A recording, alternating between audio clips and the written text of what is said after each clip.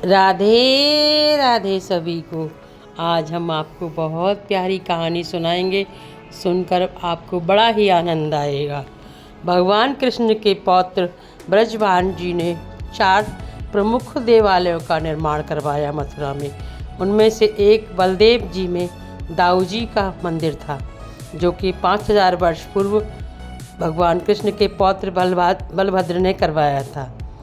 वह मंदिर पुरातत्व विभाग में बड़ा ही है। वहाँ पर दाऊ जी और उनकी पत्नी रेवती जी की प्रतिमा विग्रह लगे हुए हैं।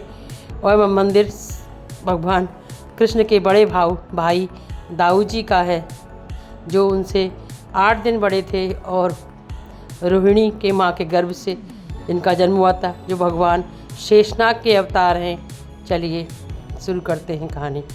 एक बार औरंगजेब जब मुगलिया सल्तनत का ये सिंहासन पर बैठा, तो उसने सबसे पहले भारत के मंदिरों की भव्यता और वहाँ के बारे में सुना।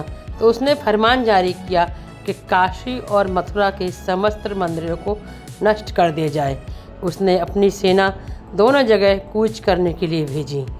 वहाँ कूच करने दिल्ली से वह पहले मथुरा अपनी सेना भेजी। वहाँ पर बहुत सारे देवालय को तोड़ा, लेकिन हमारे गोस्वामी जी जो थे वो अपने अपने विग्रह को कहीं जगह पर दूसरे स्थान पर ले गए और बाद में फिर वापस उन्हें मथुरा ले आए। लेकिन दाऊ जी के बारे में पता है कि दाऊ जी के मंदिर पर जब आक्रमण करने के लिए औरंगजेब ने अपनी सेना भेजी, तो उनकी सेना जब भी चलती थी तो प्रतिदिन उसे 3 कोस कम हो जाता था, फिर आगे बढ़ती, फिर 3 कोस और रह जाता। ऐसे करते करते 10-12 दिन बाद सेना जब दाऊ जी के मंदिर के पास पहुंची, तो वहाँ के घने जंगलों में वहाँ पर भंवरों और मक्खियों ने आक्रमण कर दिया उसकी सेना पर, और उसकी पूरी सेना घायल हो गई। फिर इसके बाद में स्वयं औरंगजेब अपने आप स्वयं आया, बोला चलिए मैं देखता हूँ कौन मुझ पे हमला करता है और मैं यहाँ के मंदिरों को लूट के ही मानूंगा।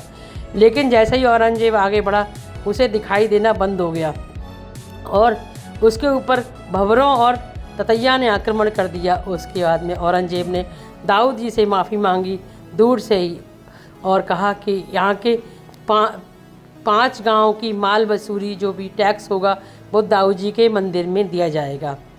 इस प्रकार ऐलान करने के बाद औरंगजेब फिर कभी भी बलभद्र या दाऊ जी नहीं आया।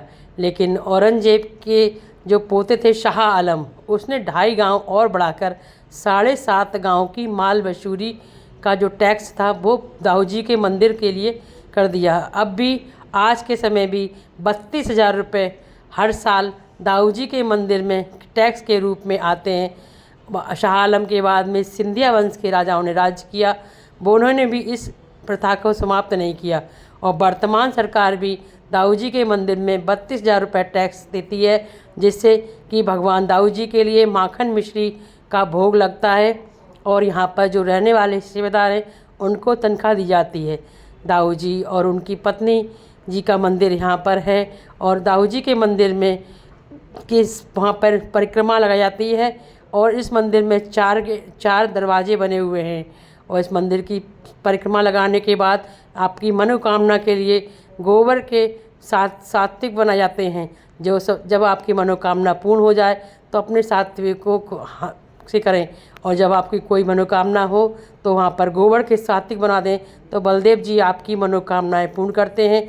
बलदेव जी दाऊ जी हमारे ब्रज के राजा हैं, क्योंकि भगवान कृष्ण तो द्वारिकाधीश चले गए थे, लेकिन जो दाऊ जी थे वो ब्रज में ही रहे थे और वो यहाँ के राजा हैं। आज भी उनके लिए भांग घोटी जाती है और स्वयं दाऊ जी आकर यहाँ भांग को पीते हैं, ऐसी मान्यता है। यहाँ पूरे भारत में तो होली होती है, लेकिन दाऊ जी में हुरंगा होता है, जो कि होली के कुछ दिनों बाद होता है। दाऊ जी का मंदिर मथुरा से 21 किलोमीटर, लेकिन आगरा के कैलाश मंदिर से मात्र 14 किलोमीटर की दूरी पर है, जहाँ पर दाऊ जी के मंदिर में आप आराम से आ सकते हैं। और जब भी आपका मन हो, दाऊ जी आपकी सभी मनोकामनाएं पूर्ण करते हैं।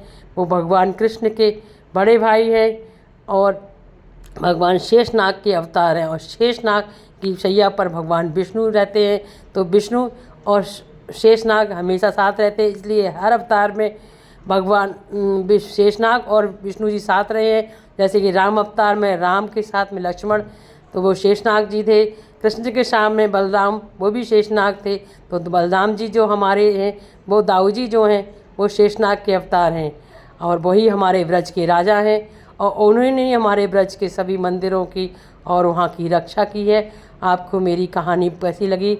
अगर पसंद आई हो तो प्लीज़ मेरे चैनल को सब्सक्राइब कीजिए, लाइक कीजिए, शेयर कीजिए, कमेंट कीजिए।